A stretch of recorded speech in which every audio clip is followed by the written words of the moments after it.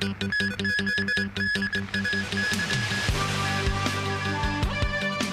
financial secretary further explains the rationale behind his latest government budget. The development secretary stresses delays in Quai Chung artificial islands will not affect housing supply in the next decade. And in South Korea, senior doctors hold a rally in support of striking juniors.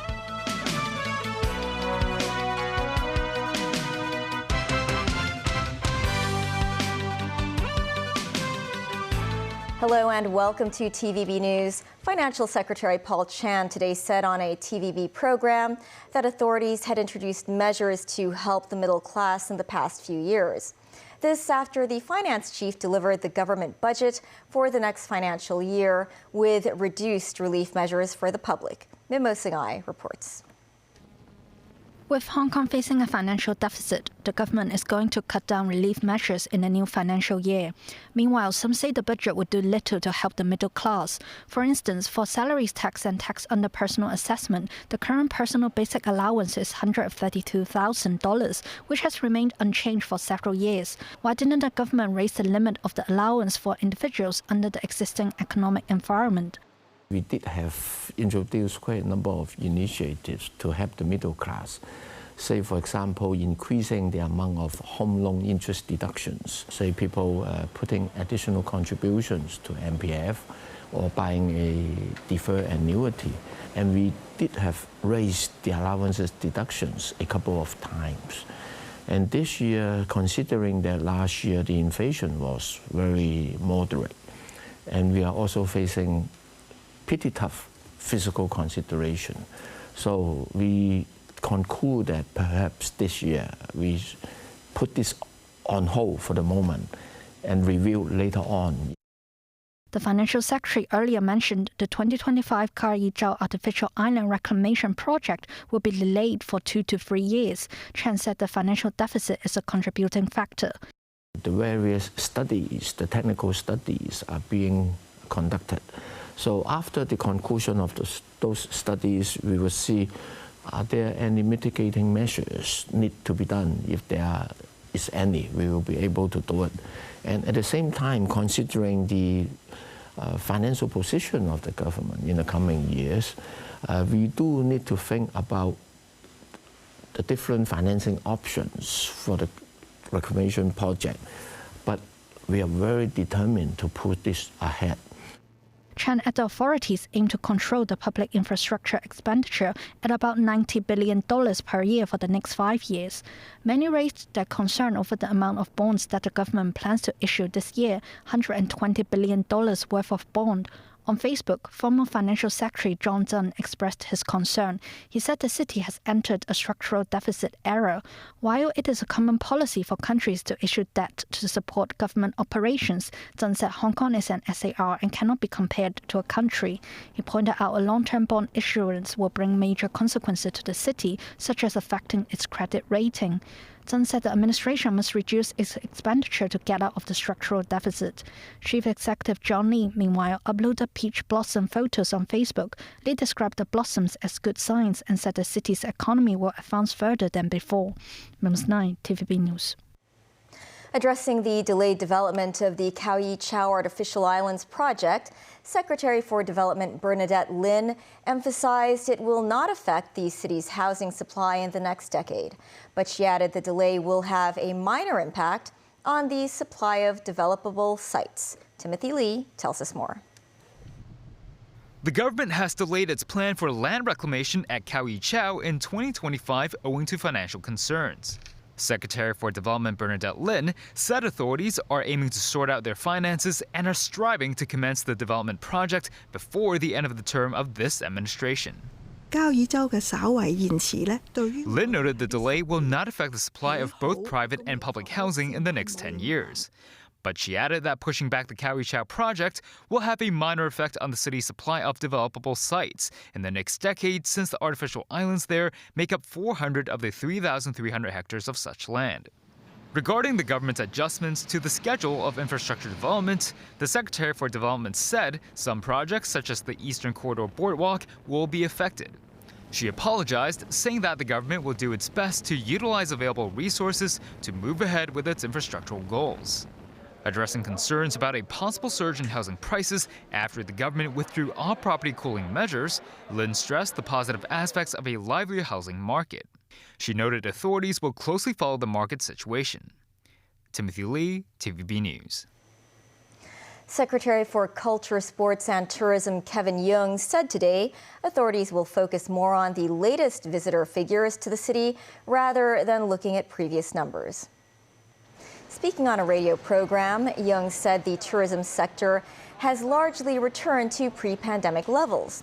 However, the government will not focus on old visitor figures from now on because tourist travel habits have changed. Yeung explained that tourists do not always flock to landmarks and attractions. Instead, many tend to explore local areas such as Sham Shui Po. The annual session of the Chinese People's Political Consultative Conference, or CPPCC, will open in Beijing on Monday and end on next Sunday. A press conference was held today before the official opening of the meeting. Spokesman Liu Jieyi said the advisory body will continue to provide suggestions regarding the issue of employment in the country. Meanwhile, Hong Kong delegates to the CPPCC and the National People's Congress, or NPC, headed to Beijing today for the annual two sessions meetings. Starry Lee, Hong Kong's sole delegate to the NPC, said she will suggest to the central government that the tax allowance for mainland tourists be increased from 5,000 yuan to 30,000. Lee said such a suggestion has received support from some NPC members. Thousands of senior doctors in South Korea held a mass rally in Seoul to express their support for striking juniors. They hope to gain more public support. 9,000 walkouts have caused delays in hospital services. Interns say a planned increase in medical school admissions will devalue their worth and lower standards of care. The government says it is the only way to cope with a shortage of professionals and an aging population. These consultants, who are still working, held up banners claiming lawmakers are not engaging in conversation. The government appears to have done its talking, saying it will suspend the medical licenses of those defying a return to work order from Monday.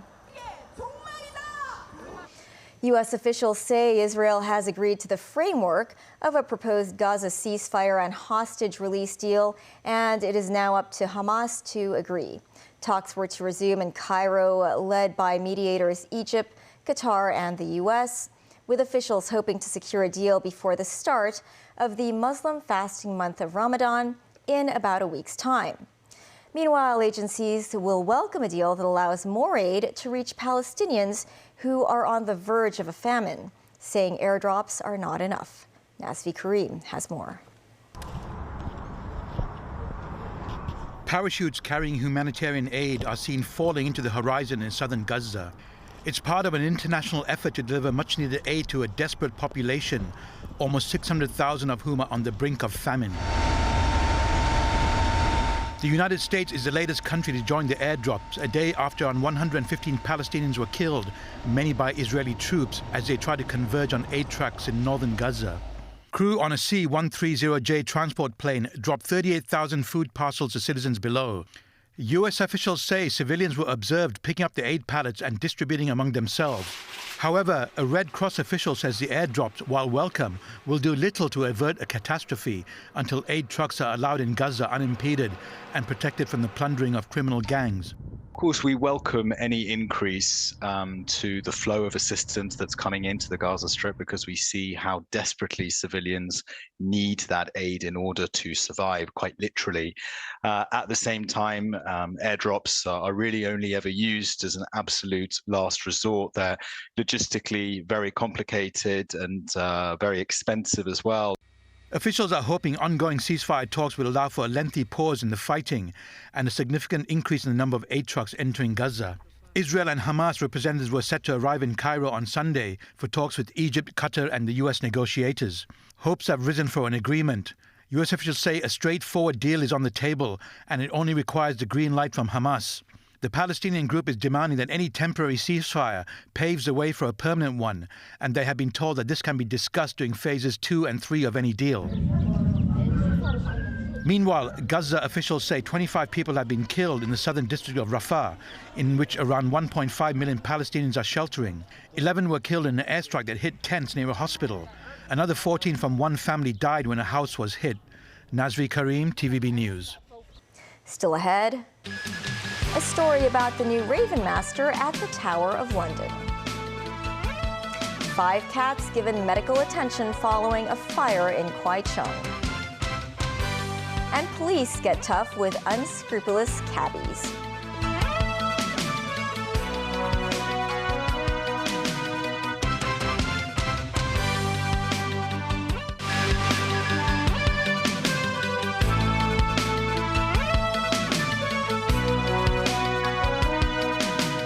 Welcome back to TVB News. It is said to be the most important job in England. You might think that would be the King or the Prime Minister, but legend says the person who looks after the ravens at the Tower of London has the fate of the kingdom in their hands. A new man has just taken up the role. David Garrett with more. Meet the Raven Master. Michael Barney Chandler's new job is to look after the famous blackbirds at the Tower of London. The 56-year-old is a beefeater, hence the uniform. He's in charge of feeding and caring for the sacred ravens and making sure they stay at the tower. Otherwise, things could go badly wrong. The legend of the ravens here at the tower states quite clearly if the ravens leave the tower, a disaster will befall the monarch and the kingdom will fall. Barney is a former Royal Marine. All beefeaters are military veterans. Their costume dates back to the 16th century. In the 17th century, King Charles II was told of the prophecy and ordered that there must always be at least 6 ravens living at the tower at all times. I take the responsibility very seriously, and now that I'm Raven Master, to have that extra responsibility on my shoulders, we don't know if it's true or not because we've never let the number drop below 6, and it's not going to happen while I'm here. The Tower of London on the banks of the River Thames can claim to be one of the most storied buildings in the world. It was built by William the Conqueror after his Norman invasion of 1066. The tower's been a royal residence, famously a prison, even for some royals, a zoo and now a tourist attraction visited by 3 million each year. There are currently 7 ravens that call it home, 1 extra than the Charles II decree. They are, in no particular order, Jubilee, Harris, Georgie, Edgar, Branwyn, and the latest addition is Rex, named after the current monarch King Charles III. And let's not forget Poppy, Barney's particular favourite, who likes to feast on mouse, given half a chance. The bird's wings are clipped to stop them flying too far. They're all totally different personality-wise. They're like us. They've got their own personalities. Some will play ball, but others won't. So you never know. It's just the unpredictability of them, which is also the interesting part of the job, or one of the interesting parts as well. The Raven Master says he will treasure his job like the crown jewels inside. David Garrett, TVB News. Donald Trump easily won the Republican caucuses in Michigan, continuing his march towards the party's nomination for this year's presidential election. He trounced main rival Nikki Haley with 98% of the support, having already beaten her handily in Missouri and Idaho. While the Michigan GOP has remained entrenched in division, chaos, and legal disputes, the convention in Grand Rapids showed that Trump remains the unifying force between the party's warring factions. Michigan Republicans were tasked with allocating 39 of the state's remaining presidential delegates. Trump handily won Michigan's February 27th Republican primary, receiving 68% of the vote to Haley's 27%. More than 1,600 party insiders took part in the caucus. Super Tuesday on March 5th will see primaries in 15 states and 1 territory, with Trump expected to dominate again. Fires broke out today in Quai Chung and Ngau Tau Kok. In the Quai Chung fire, 5 cats were given medical attention after inhaling smoke. Some of the animals had to wear breathing apparatuses after being rescued. Fire services personnel administered first aid to the felines. Staff of the Society for the Prevention of Cruelty to Animals later took them away for further treatment. Authorities received reports of a fire at around 1 p.m. at Quai Chung building on Quai Chung Road.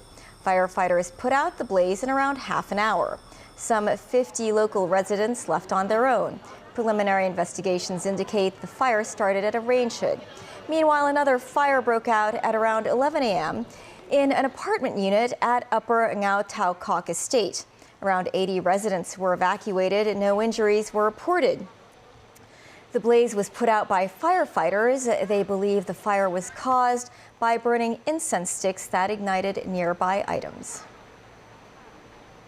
Over the last 4 days, police engaged in an operation tackling the problem of taxis overcharging passengers, as well as engaging in other malpractices in Lang Kwai Fong and the area around the Peak Tram.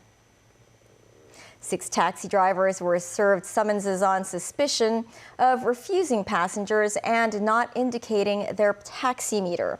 4 other drivers were issued defective vehicle reports.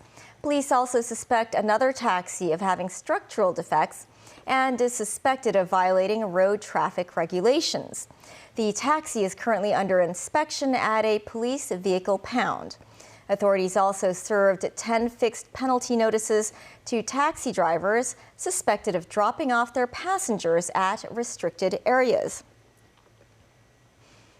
China and Thailand have recently implemented mutual visa exemption measures, further strengthening the bilateral relationship through tourism. Besides being a tropical paradise, many mainland tourists recently joined the trend of visiting the Southeast Asian nation to take photos of themselves wearing Thai school uniforms. But while the act is considered illegal in the country, some local uniform shops came up with some ingenious solutions. Timothy Lee reports.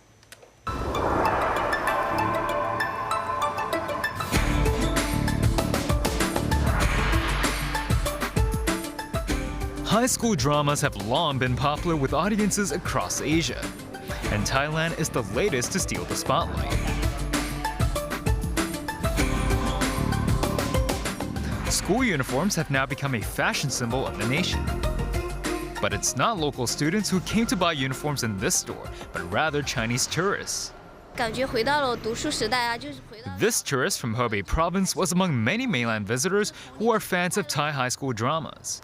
She said wearing these uniforms make her feel like she's in school again and allows her to experience her childhood memories. While